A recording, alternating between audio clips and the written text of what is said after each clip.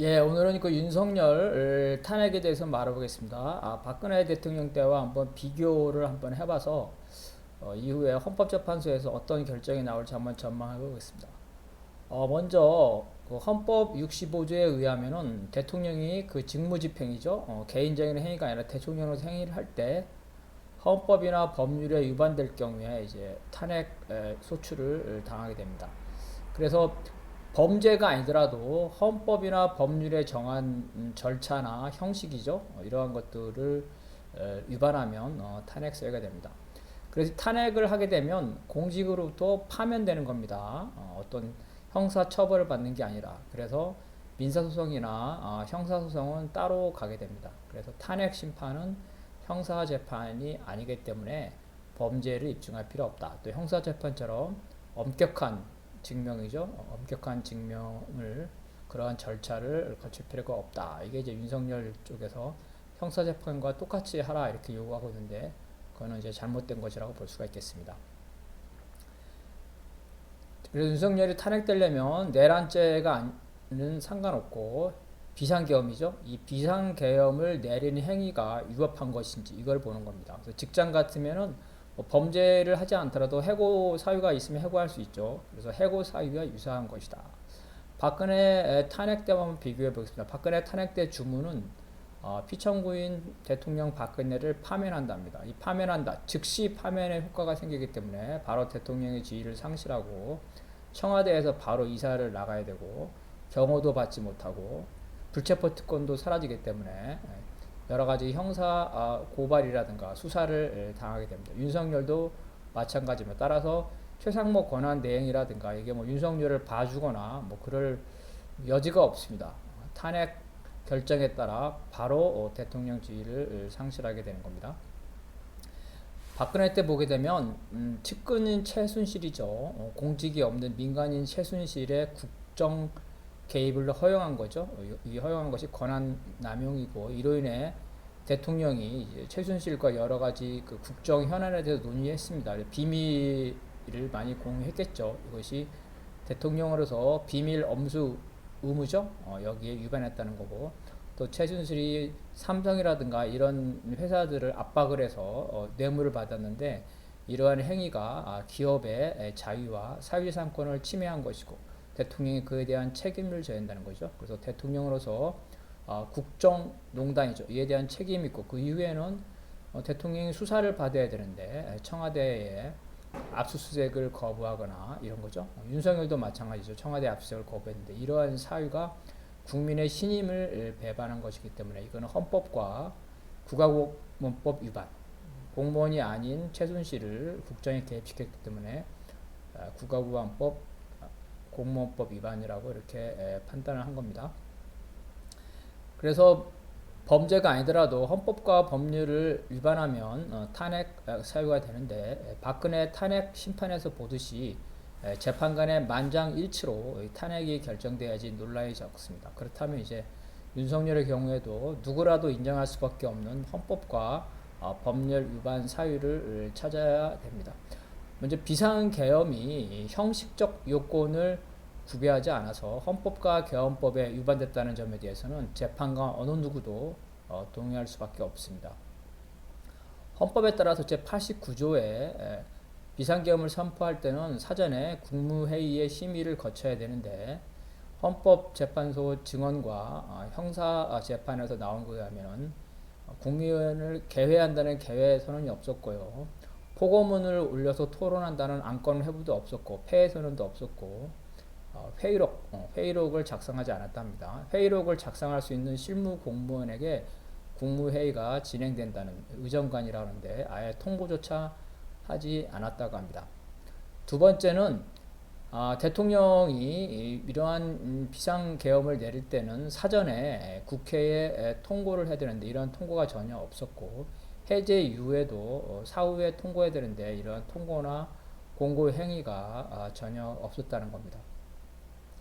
그리고 82조에 따라서 대통령의 국법상 행위는 문서로 해야 되고 군사에 가는 것도 마찬가지입니다. 그래서 비상계엄의 경우는 국무총리와 관계장관인 국방부 장관이 부서가 있어야 되는데 국무총리와 국방부 장관 모두에게 부서 자체를 하지 않았다. 이렇게 얘기한 거고요. 국무총리 한덕수는 스스로 국무회의가 적법한 국무회의가 없었고 회의라기보다는 간담회 수준이었다. 이렇게 말하고 있는 상태입니다. 특히 법제처에서는 이러한 비상계엄회 같이 중요한 경우는 헌법 개정과 마찬가지로 관계 장관뿐만 아니라 모든 장관의 부서 서명이 있어야 하는데 헌법재판소 증언에 따르면 모든 장관들이 이러한 비상계엄 행위에 대해서 서명하는 것을 거부했다고 합니다. 한덕수 장관은 간담회 정도 되는 것 같다. 개회선언, 안건에 대한 설명, 폐회선언 등이 있어야 하는데 그 부분이 충족되지 않았다고 알고 있습니다. 계엄 선포문이라고 이걸 본 적 있습니까? 없습니다. 심의가 있었던 것도 아니죠? 안건으로 올라온 것도 아니죠? 네, 아닙니다. 회의록 작성은 안 된 거고요. 네. 그런데 국무위원 전원이 사인을 하지 않겠다고 해서 아무도 하지 않았을 겁니다. 소관 부처에서도 부서를 한다는 것을 놓친 것이 아닌가. 따라서 이러한 부서 자체가 존재하지 않습니다. 그래서 이러한 세 가지 사유죠. 적법한 국무회의가 없었고 회의록과 부서가 없었고 국회 통보 절차가 없다는 것. 이러한 형식적 요건에 의하면은 윤석열은 탄핵을 면치 못합니다. 이러한 형식적 요건이 흠결한 위법한 비상계엄이라는 것은 너무나 명백하기 때문에 이거에 대해서 어떠한 재판관도 이의를 제기하기 어려울 겁니다. 비상계엄의 실질적 요건을 보게 되면은 먼저 국회의 권한을 침해했죠. 포고문에 보면은 국회와 지방의회 활동을 못한다. 포고문 자체에서 국회의 권한을 침해한 게 너무나 명백합니다. 그리고 경찰청장과 서울경찰청장의 자백에 의해서 국회의원들의 국회 본관 출입이 제한됐다는 게 밝혀졌습니다. 처음에는 국회의원들의 출입을 열었다가 계엄 선포 이후에 국회의원들의 출입을 막았다는 게 경찰들의 증언으로 밝혀졌습니다. 또한 특전사령관의 증언과 수방사 사령관의 검찰에서의 진술로 해서 수방사와 특전사가 국회의 의결이죠. 의결을 계엄 해제 의결을 방해하려고 즉 의원들을 끌어내려고 했다. 이것도 역시 밝혀졌습니다. 수방사 사령관이 헌법재판소에서는 증언을 거부했지만 그 부하인 경비단장이 이준우 수방사 사령관이 이러한 것을 명령했다는 것을 밝혔습니다. 그 다음에 이 선관위죠. 선관위는 헌법상 기관인데 국회에서 계엄이 해제되기 전에, 그죠? 해제되기 전에 이러한 선관위에 병력들이 투입됐고 이 선관위의 병력은 사실은 계엄 해제 전부터 실행되었다고 합니다. 그래서 만약에 선관위 어떤 문제점을 수사하려면 계엄이 선포된 후에 통합수사본부가 구성되고 나서 합법적으로 해야 되는데 통합수사본부가 구성되기 전에도 이 선관위의 병력 투입을 한 것이 위법이라고 볼 수가 있겠습니다. 정치인의 체포 시도가 있었다는 여러 가지 증언들이 있죠. 체포 명단들이 나오고 있습니다.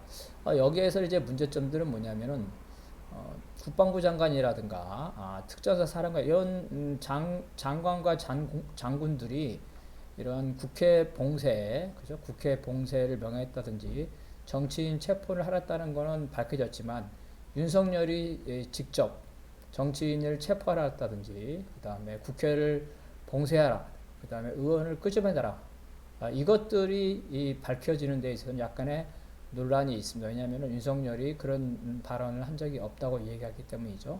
그래서 이러한 실질적 요건에 대해서는 우리가 상식으로 보면 이러한 실질적 요건도 흠결한 비상계엄이라 볼 수가 있겠지만 만에 한 명이라도 이러한 것이 윤석열의 지시가 입증되지 않았다 이렇게 생각할 수도 있다는 거죠. 그래서 결론을 말씀드리면 비상계엄이 형식적으로 절차적으로 위법한 행위다. 그래서 윤석열은 탄핵돼야 된다가 헌법재판관의 100% 전원 일치로 나올 수밖에 없다는 건 너무나 명백하기 때문에 그렇죠. 다만 실질적 요건이죠.